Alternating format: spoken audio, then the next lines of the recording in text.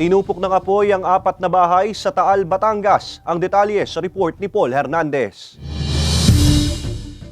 Sa katirikan ng araw, binulabog ng maitim at makapal na usok ang mga residente ng Barangay Butong, Taal, Batangas. Nasusunog na pala ang 4 na bahay sa lugar na sumiklab pasado alas 12 ng tanghali kahapon. 3 sa 4 na bahay na natupok, gawa sa light materials. Magkakadikit lang daw ang mga bahay na nasunog kung saan 4 na pamilya ang apektado. Sabi natin sa factor yung season natin yan.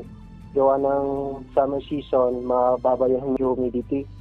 Kaya yung mga bagay-bagay, madaling mag-lihat siya. Inaalam pa ang tunay na pinagmulan ng sunog na umabot sa ikalawang alarma. Pero isa sa dahilang sinisilip ng Taal BFP ang faulty electrical wiring. Pasado alauna ng hapon ang magdeklara ng fire out. Kung electrical, ang first talagang magbabagsakan yan sa iyong bubong. Gawa ng doon nakakabit yung linya ng sa wirings ng bahay. Nakakabit doon sa kahoy.